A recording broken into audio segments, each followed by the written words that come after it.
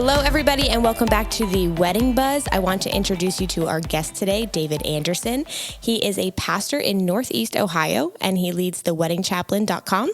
He is a wedding officiant and has performed over 1,500 ceremonies. He just published his own book and has his own podcast, so I'm going to let him dive in further. But David, thank you so much for being here today. Oh, you're very welcome. This is so much fun. I'm looking forward to it. Yeah, it is fun. And we cover like similar topics. And so it's great that we can collab with each other. So let's dive in because I want to start just with you. I know you mentioned that you and your wife have 7 children together. So tell me a little bit about yourself, your family. Let's dive in. Absolutely. Well, I'm 49. I'm turning 50 this year. So that feels exciting. I have been a minister since I was 19, so coming on 30 years of ministry. I've been a pastor, been a wedding officiant for a number of years, and as you said, I've done over 1,500 ceremonies. So I do a lot of weddings, work with a lot of couples. My wife and I, we are celebrating our 5th anniversary this summer. And she has 2 children. I have 5. And we only have 2 that are still in high school. So most of them are married and out of the house. I'm getting ready to do the wedding of my 3rd child this summer.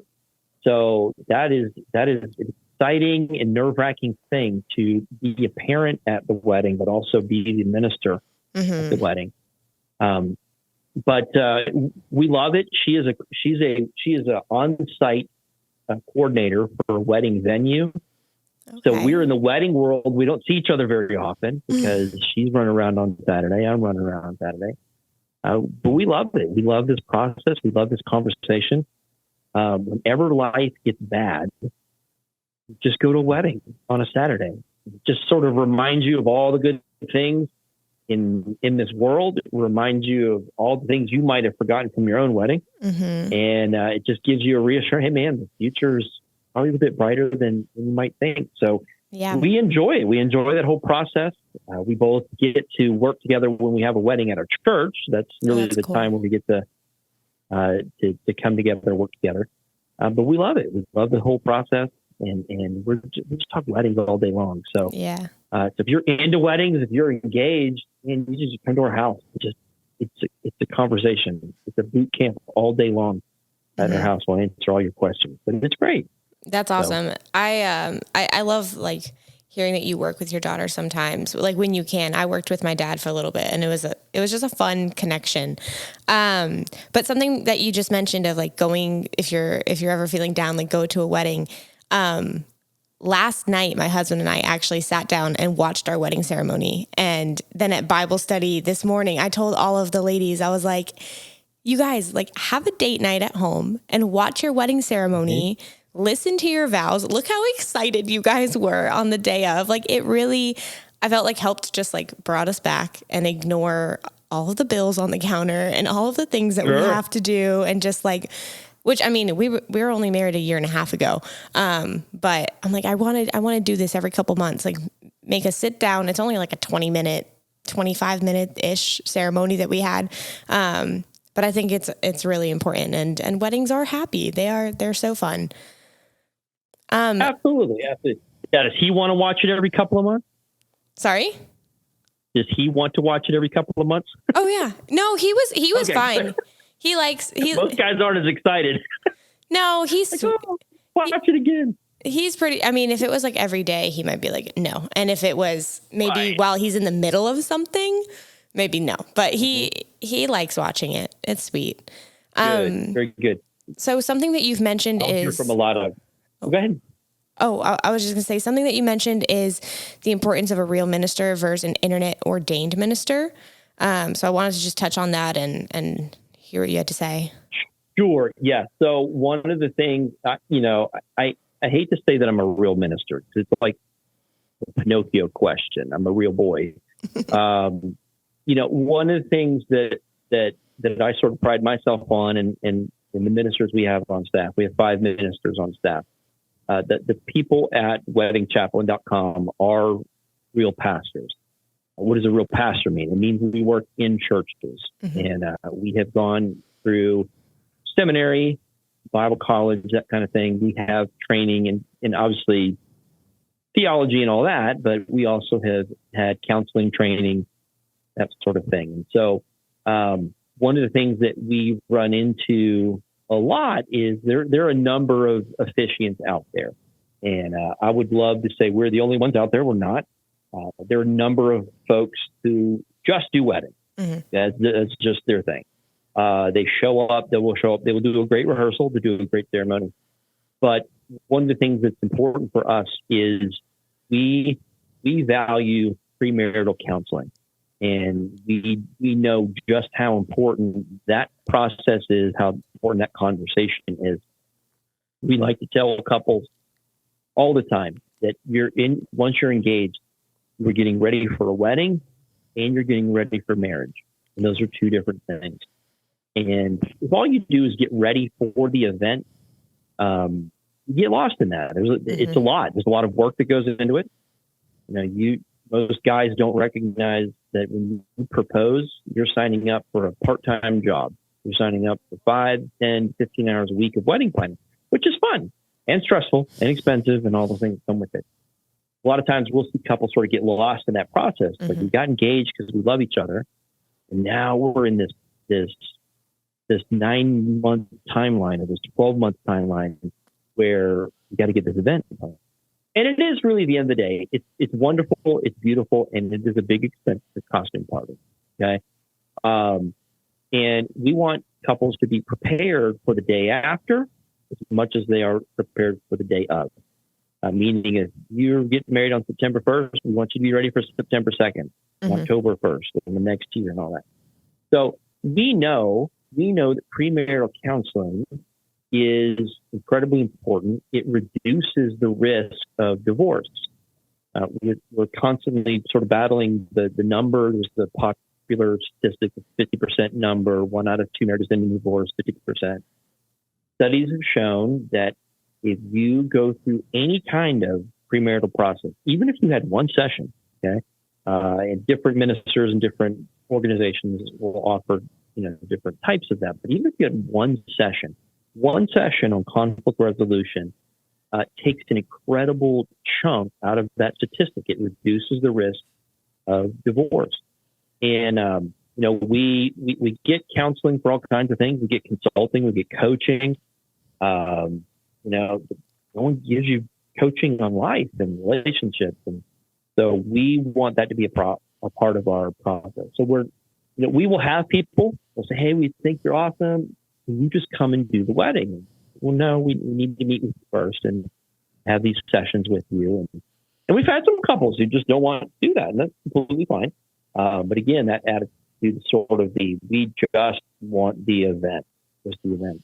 And I know personally the event's not magical. The event's not magical. There's nothing, whatever you are on the day before, the same you are the day after. And so you need to have some discussion that prepares you for that. Yeah, I wholeheartedly agree with everything that you said. And my husband and I did premarital counseling as well with the pastor who married us. And one of the books that he had us read was I believe it's like the 5 love languages or 7 love languages. Do you know that book? The 5 love languages. It's 5 love languages. It's a great book. I recommend it. There's probably 7, who knows? But the 5 love languages it's a great book. And even that, just a lot of times, even if you don't choose premarital counseling, you should be reading something about relationships. You should have some conversation about relationships. So, just the 5 love languages itself is a great book. Like, what is it that you're looking for? What is it you want? How do you give and receive love? You can understand what you're looking for, what your partner's looking for. That's worth the time. So I think a lot of times couples get scared. We tell people, I've done over 1,500 weddings. There's only 3 times over the past 23 years that I've had to say to a couple, you guys are not ready. And one of them was seriously, I was talking to the couple and I would ask her a question and the guy was genuinely surprised with the answer. Like basic questions, like where you were born, what did your parents do, what's your dad's what was your dad's job? And I was asking her questions, and he was genuinely surprised at the answers. Like, he didn't know any of these. And so I'd ask him some questions, and she was genuinely surprised at those answers. And I got this sort of sense, like, you guys don't know each other really that well. Yeah. You need to Maybe there's a few things we need to talk about before. Right. But I'm not in the, and I think sometimes couples are afraid of that. If we start talking about ourselves, he's going to find out we're not perfect, and he's not going to do our wedding. I tell you all, guess what? No one's perfect. No one's You're perfect. going to marry someone who's not perfect either. And that's what you really need. How do I manage that process? Don't come into a situation and, like, I'll have couples all the time, like, oh, we're perfect. We never fight. I'm like, that's not true. Or you haven't been dating long enough to figure that out. You haven't fought yet. You haven't fought yet. So if you look at, it's not scary. No one's going to bite you. No one's going to make you lay on the couch and talk about your mom. I do.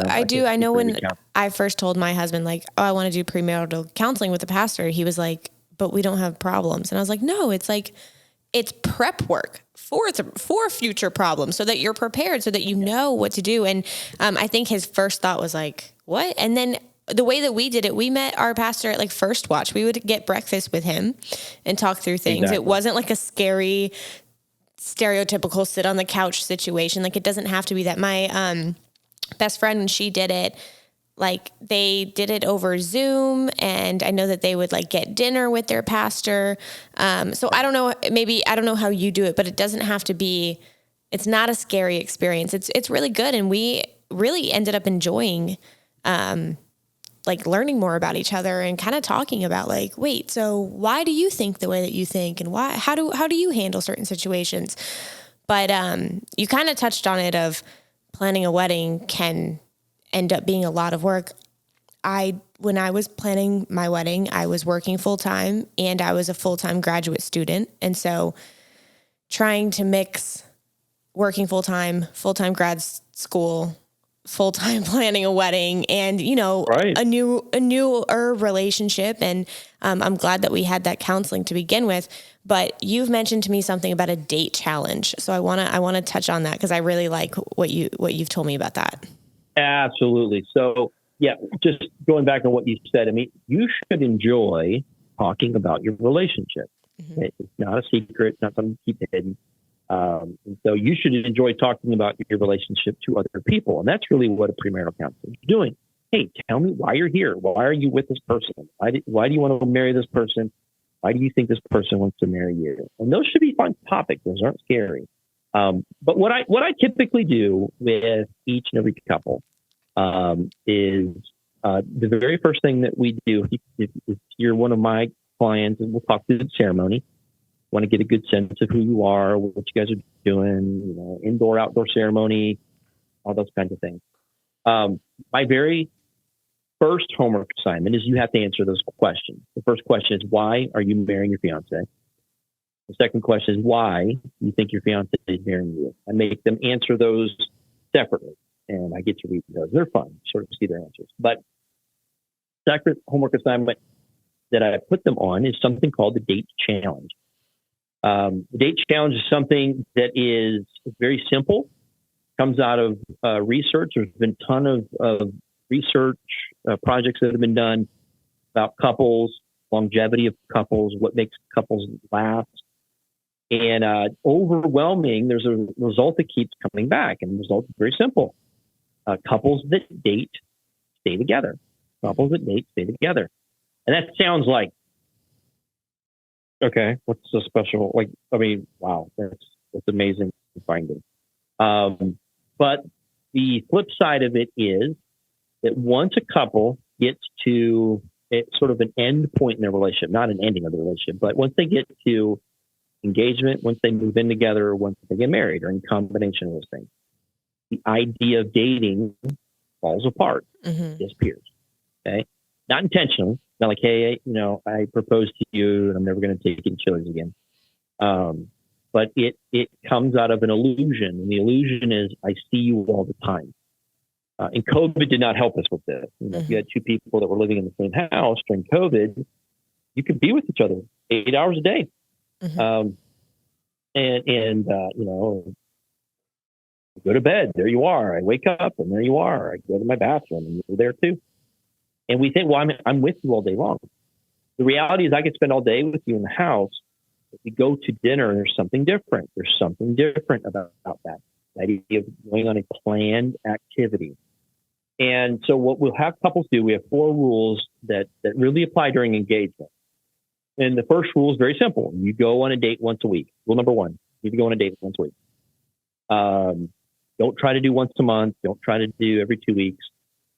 And don't stop doing this the closer you get to the wedding. Some people are like, oh, the wedding's coming up in October. We're not going to date. That's like when you need it the most. Right. The second rule is no wedding talk on date night. Mm-hmm. No wedding talk on date night. So wherever you guys go, whatever you're doing, you cannot talk about the wedding. No apps, no folders, no nothing, no checklist. You're just on a date. Like, what do we talk about? I don't care what you talk about. Talk about whatever. Talk about football. Talk about future. Talk about your future children. Talk about politics. Don't talk about politics. But whatever you want to talk, I don't care what you talk about. You can't talk about the wedding. And you have to get serious about it, like flags, whistles, boop, timeout. No. The third rule that we will put people on is we ask them to alternate planned date night. Okay. So guy would ask this week, girl would ask next week. Or partner 1 asks 1 week, partner 2 asks the other week. And the reason for this is typically one of you is way more romantic than the other one. Mm-hmm. Okay. Not to be stereotypical, but most guys, myself included, we got like 3 good dates. Okay. And we've spent them by now. Okay. And we spend the rest of our lives trying to recycle those dates, or we come up with this amazing phrase that goes like this. I'll do whatever you want to do. I'll do whatever. And my husband's learned that phrase, and I don't think he understands why I don't love it. No one likes it. And it's like a club that all guys go to when they're like 18 and get these rules given to us. So the way this works would be for you and your husband be this. So your husband would ask this week and you would ask the next week. Okay. Now, some sub rules are you can't change the other person's plan. Okay. So if he says, hey, we're going here, you can't change that. The other sub rule, mostly for ladies, is target is not a date. Okay. So it's just a sub rule. But it's got to be something fun, okay? Is fishing a date? If yes, maybe once in a while. If he's a fisherman, you're not a fisherman, that might not be a date. So it's got to be something. Hey, I thought I would have fun. I thought you would have fun. Yeah. That needs to be the baseline. Okay. If it's I want to have fun and you're coming with me, that's probably not a date. So, and then the fourth rule is probably the best rule. The fourth rule is called ask the question. And the question is, will you go out with me? Will you go out with me? Mm-hmm. Okay. And it's a powerful question because once you're together, you don't ask this question. Mm-hmm. Yes, the big question, the proposal question, will you marry me? And that's always a great thing. Really, once you get past that question, no one asks this question anymore. Will you go out with me? And it has power. It has incredible power to it. It's in every romantic comedy, every romantic movie, every romantic book. There's a question. We want to see a couple. We want to see this couple get together. They ask a question, and we want to see them do something together. We want to see them figure something out. Go find the treasure, or cure the disease, or figure out the past, or whatever. We want to see them do something. But the first, it starts with a question. And the word that many couples fall into is the word called assume. And that's a great word. If I go out on Friday, I assume you're going with me. It's a safe word. It takes you a long time to get to assume. But assume also sort of means that I take you for granted. Mm-hmm. I don't have to work for you anymore. I don't have to. The technical word is woo, W-O-O. You don't have to woo each other anymore. Mm-hmm. You just got to no more work involved. And so, not that there's an insecure, I have to win your affection, but there should be a recognition that I'm constantly working to win your heart.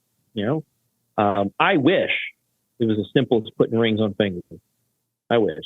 I mean, that would be magic.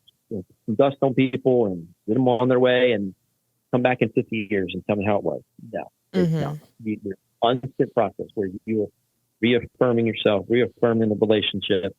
And so the question, I would always joke, I would tell guys, I said, man, listen, if she comes in to the room, she says your full name, that means you're in trouble. Okay. Before she says anything else, she says, hey, I want to know about it.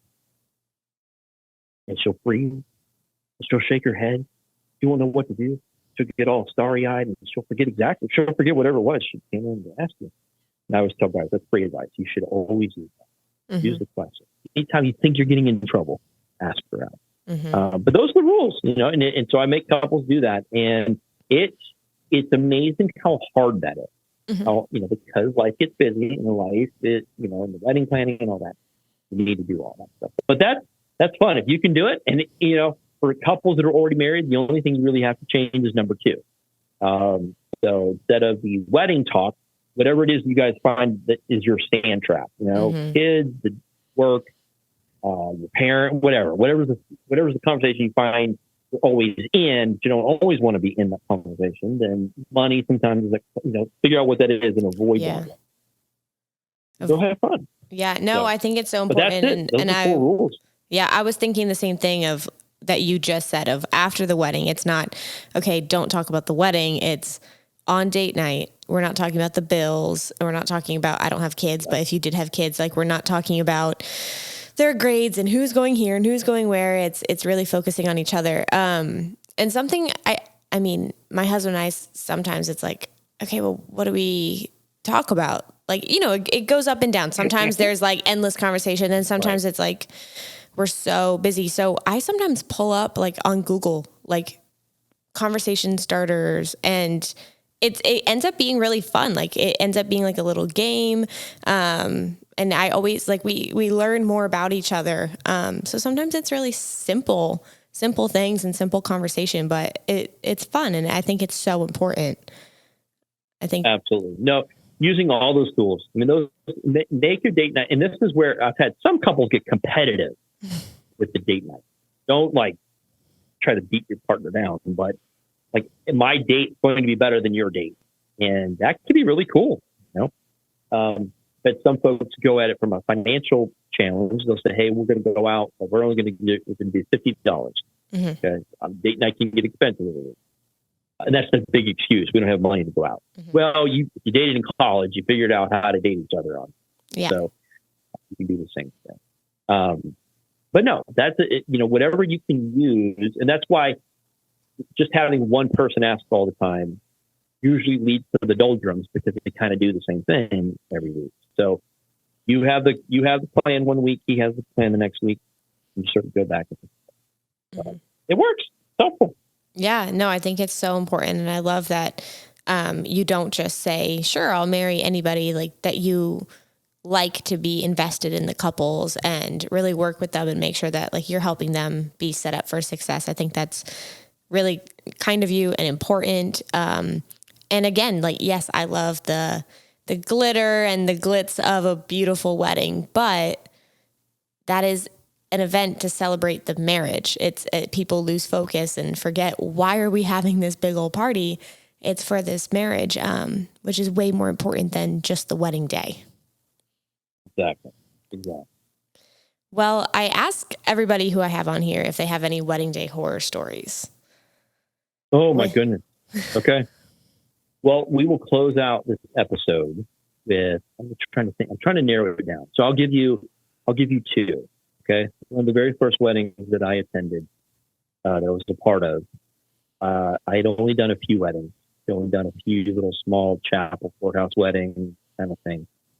The one that sticks out is you're at a small church in South Carolina. No offense to folks who live in South Carolina, but that probably helps the picture a little bit.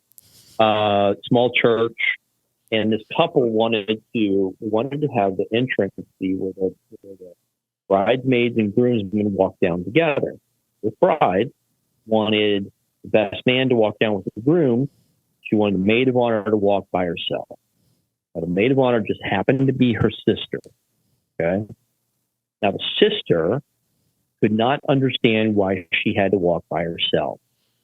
And it took a long time to try to explain this to her, and she wasn't getting it.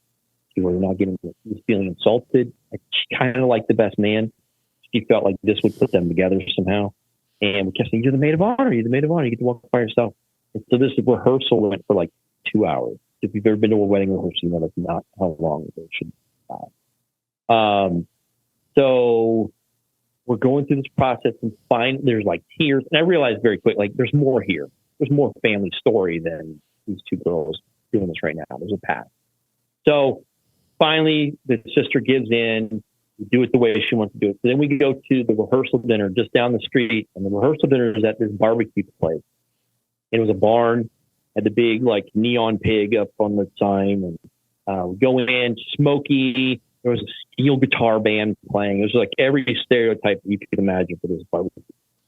And benches, there's benches all the way down. So we're all having a great time.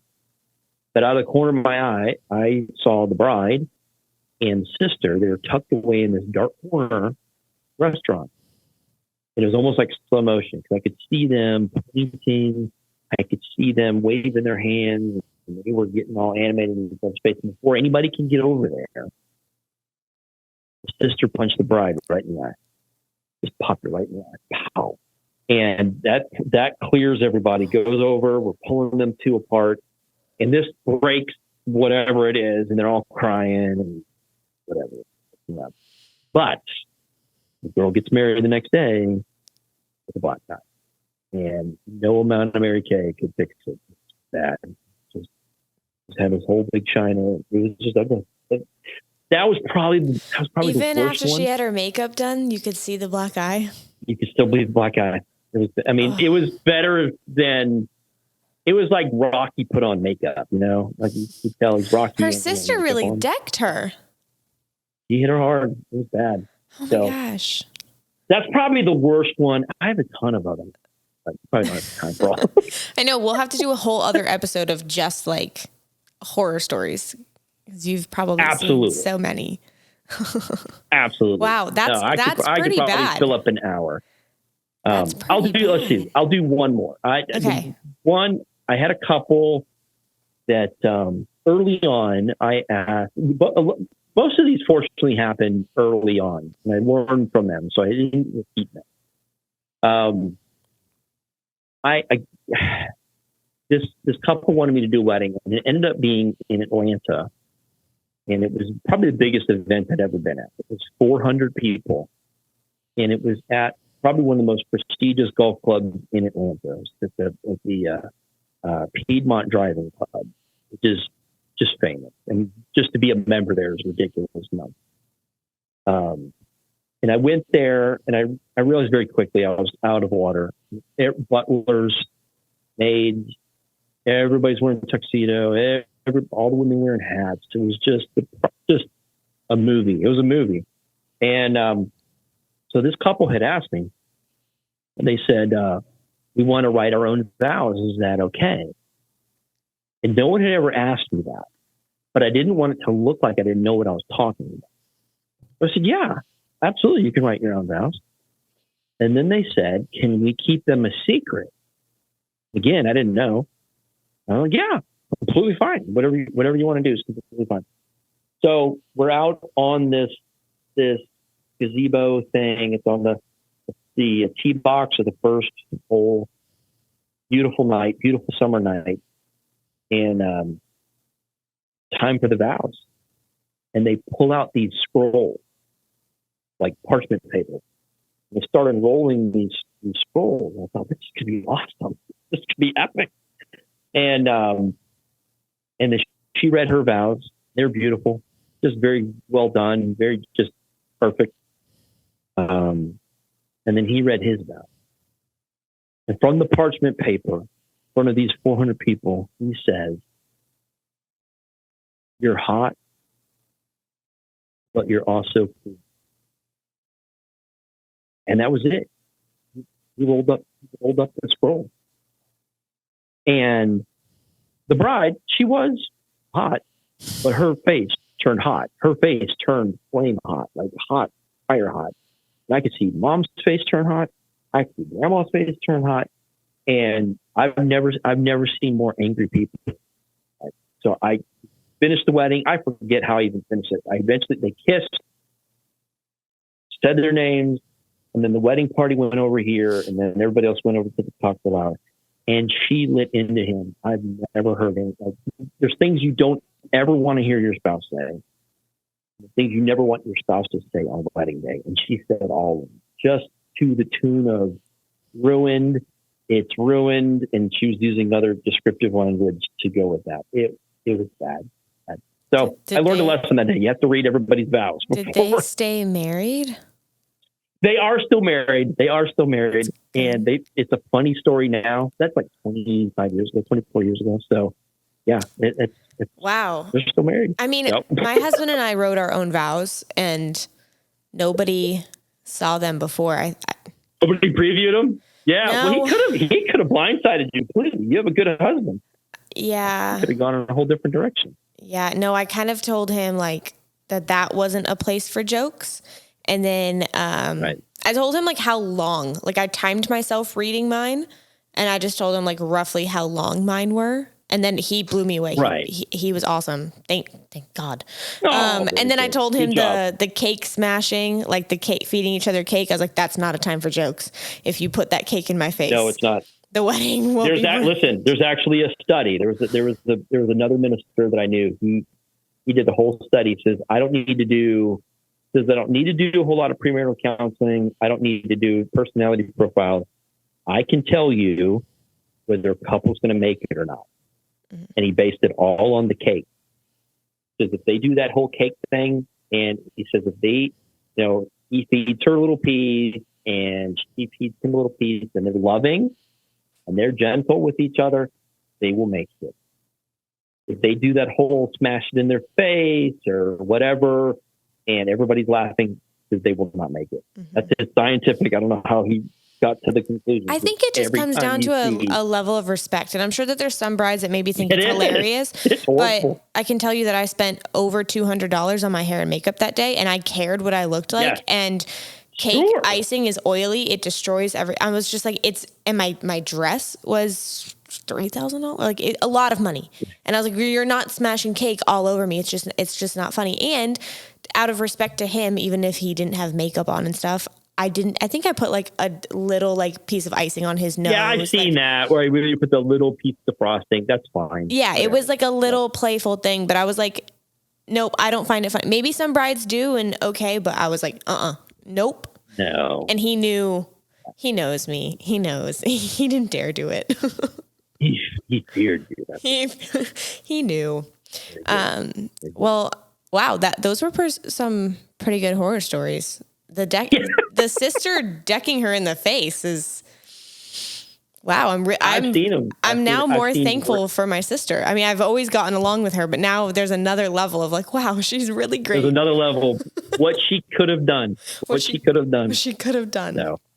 Well, this was so great. Thank you for coming on. Do you have one last piece of advice for any brides and grooms listening? Yeah, my best piece of advice, something we've already talked about. Hey, make sure you do counseling.